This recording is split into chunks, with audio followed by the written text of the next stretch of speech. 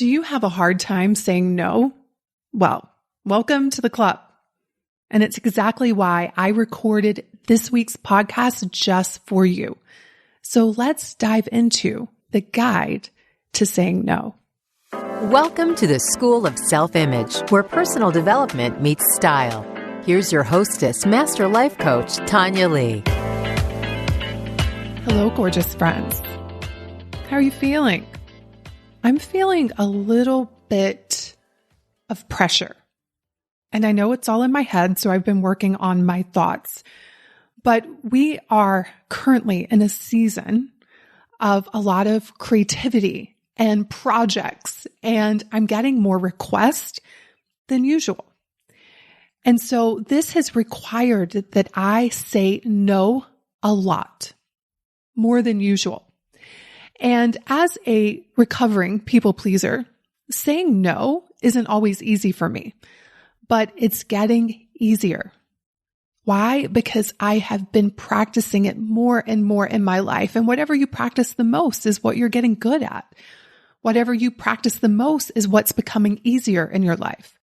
And this explains why it's so hard for so many people to say no, because we've practiced overriding our own intuition and our own needs for so long and saying yes to many requests that's become easy, but easy doesn't always mean comfortable.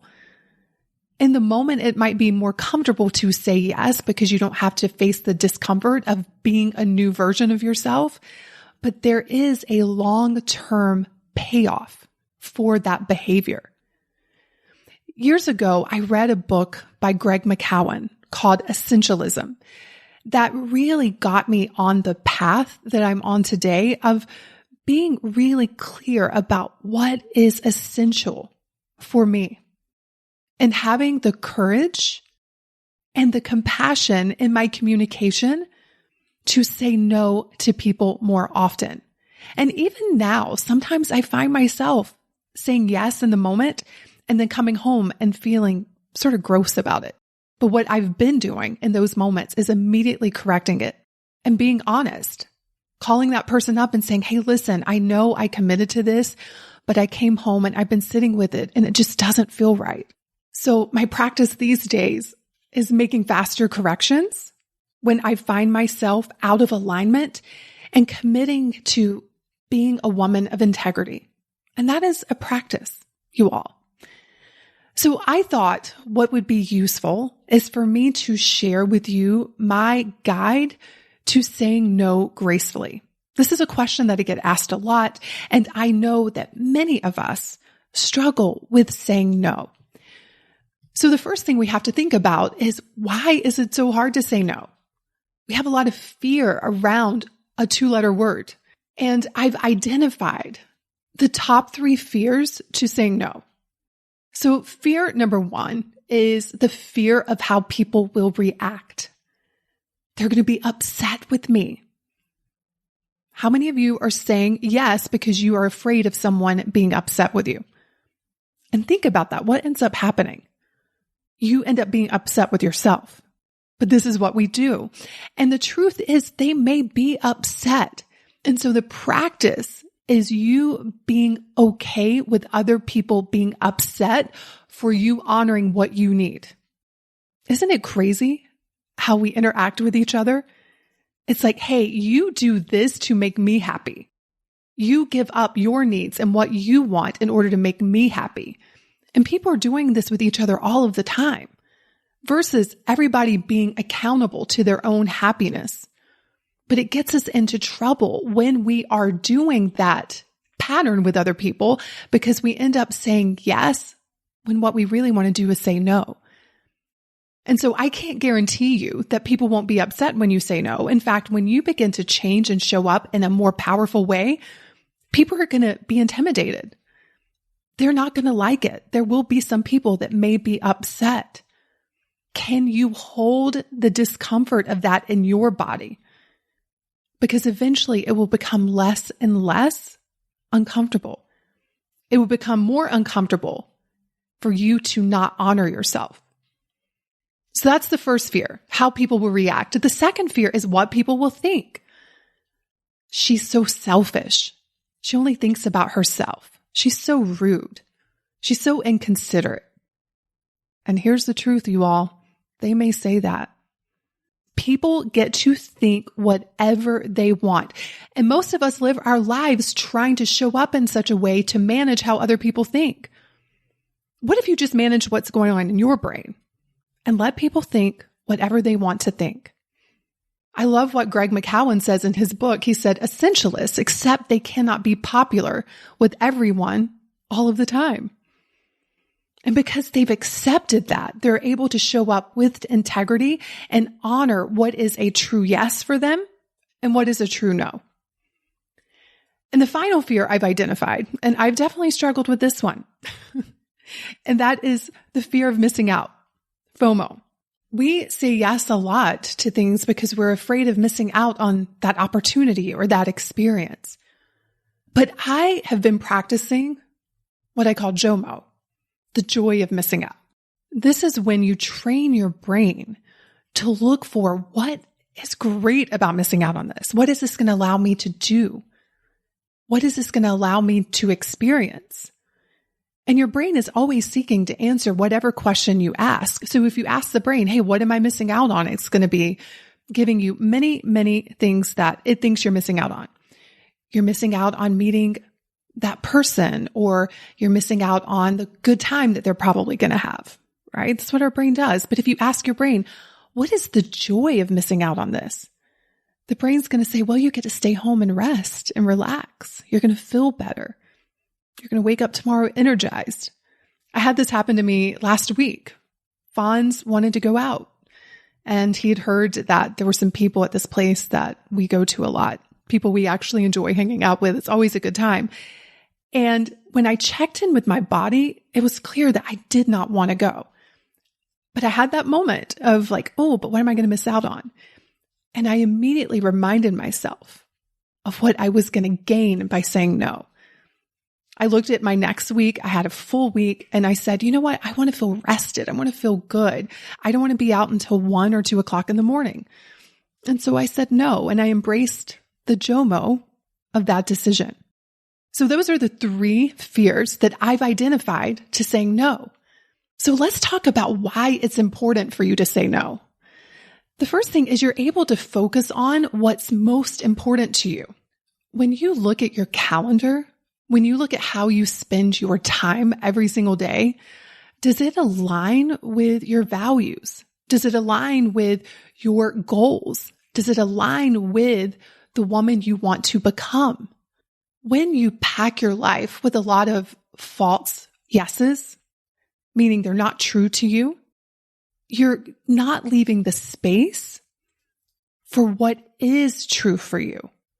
The other reason why it's important to say no is that it allows you to build a strong relationship with yourself. Oftentimes, we're so busy pleasing everybody else and trying to build relationships with other people that we lose the relationship with ourselves. We don't feel good. We feel burdened. We get upset with ourselves because we're not being honest. So when you start to practice the art of saying no, you're saying yes to you. And it feels good when you're in relationship with someone and they're saying yes to you. Well, we get to do that for ourselves. And I think that's probably the most important reason.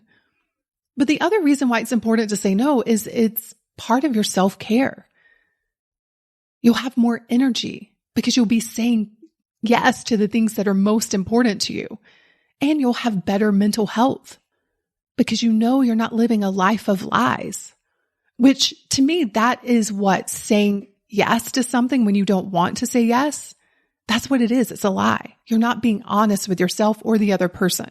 So when should you say no? And the first way to know if you should say no is it just doesn't feel right. Now, I need to make a very important distinction here. When I say it doesn't feel right, it's like intuition. It's like a gut response. It's something that you just know you really don't want to do. And you would be happy in not doing it. This is very different than the feeling of discomfort when you are going after goals that are exciting and important to you. Here's how you will know the difference. When you are going after something that is super important to you, but you encounter an opportunity that will allow you to get closer to that goal, your immediate response will be to say no. And you may think, well, Tanya said, if it doesn't feel right, say no. No. It's not what I'm talking about. On the other hand, when it doesn't feel right, it's going to be a lot harder to say no because chances are the only reason why you would say yes is to people please.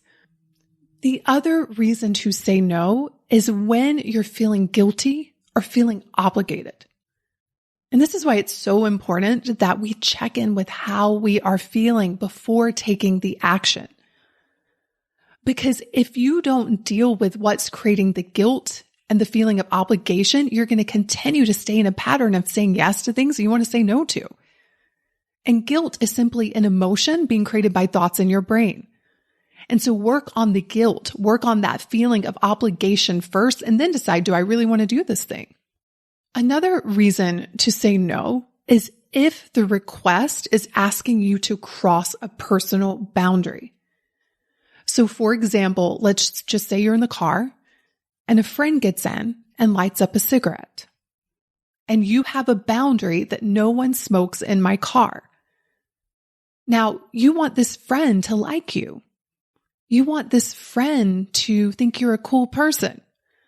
And this is often when we're like, yeah, it's okay. When actually it's not. It's a boundary of ours. And you should definitely say no when something or someone is crossing your personal boundary. The other reason to say no is if you're wanting to say yes only to people please. That is never a reason to say yes. It is always a reason to say no. And then finally, a reason to say no is when you don't have the capacity. The times I have said yes to things when I knew good and well that I didn't have the capacity, and then I stressed myself out, and then I missed deadlines, and then I end up disappointing people, which was the reason why I was saying yes in the first place. I didn't want to disappoint. And so I ended up creating the fear that I had all along. Instead of just being honest and saying, no, thank you. I don't have the capacity for that right now. So let me give you some questions to filter requests through in order for you to decide if it's a yes or no. The first thing I like to ask myself is, do I really want to do this? And to be honest with myself. Now, if my answer is no, and I choose to do it anyway, I'm honest with myself about why I'm choosing to do this. So an example of that could be, let's just say that when Fonz wanted to go out the other night, and I said no, had I been honest with myself and said, no, I don't really want to go. However, I'm going to go because it's important to him, and I'm willing to sacrifice sometimes for what he really wants to do. Because relationships are about give and take. Just that night, I wasn't willing to give. I wanted to stay home. But it's important because I think sometimes we believe if we're honest with ourselves, then we have to follow through on that honesty. And that's not true. I just think you're always truthful with yourself about what you're doing. So do I really want to do this? And then another question that's really helpful for me is, if I say yes to this, what am I saying no to? So if I say yes to this request, what am I giving up? And equally, I like to ask myself, if I say no to this, what am I saying yes to? I always love to check in and ask myself, am I saying yes just to please someone? Will this take away from what's really important in this season of my life? Will this add value to my life? Now, sometimes with request, there's a middle ground.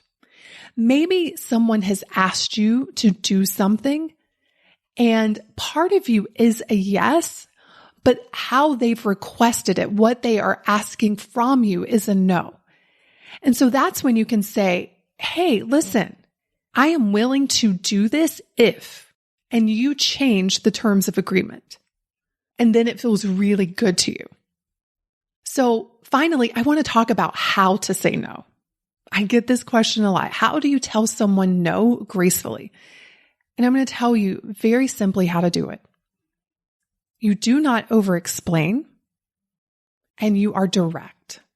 This means that you don't apologize and you don't offer all of the excuses as to why you can't do something, because people are always going to try to get you to a yes. It's just the way we're wired. I do this. When my friends tell me they can't do something, I'm like, yeah, you can. Let's figure it out. So you have to just be direct. Because if you say, you know what, I really want to go to that party, but I don't have anyone to watch the kids. If that person really wants you to go to the party, then they're going to be like, well, I'm going to hire a sitter to watch the kids for you. When the truth is you didn't want to go to the party and you just used your kids as an excuse. So I have found it's always best to just be honest and to be direct and to never over-explain yourself. So for example, you could say, thank you so much for thinking of me, but I can't. I appreciate you inviting me, but my calendar is booked. I appreciate you thinking of me, but it's just not a good fit. Thank you for that offer, but it doesn't align with what I'm focused on right now.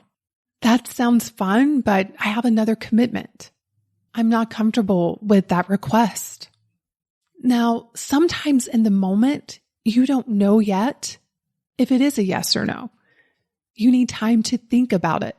So instead of reacting and immediately saying no or yes, take a moment. Take as much time as you need. And it may be that you say, hey, listen, I need to think on this and get back to you later. I'd love to help you, but I need to look at my calendar and see if I can make it happen. But the secret here is to be honest. One of the things that I used to do, because I thought it was being graceful, is I would say, I'd love to, but I can't. And the truth was I didn't love it. It wasn't something that I loved. I was lying. Even though I was saying no and I was honoring that, I was still trying to protect people's feelings versus just being like, no, it just doesn't feel right for me right now. So we have to be on to ourselves. We have to be on to our little mind tricks that happens to all of us when we're lying to ourselves and to other people. And it doesn't mean we're bad people. In fact, we're really amazing people that just want people to be happy and we want to protect people, but we often don't protect ourselves in the process. So if you're struggling with saying no or how to say no, just practice it. And a simple no thank you always works as well. Have a gorgeous week, everyone, and I will see you in next week's episode. Cheers. Hey, have you grabbed your free copy of the School of Self-Image Manifesto? If not, what in the world? Head over to schoolofselfimage.com/manifesto and get a copy that teaches you how to think and show up in the areas of mindset, style, and surroundings so that you can transform your self-image.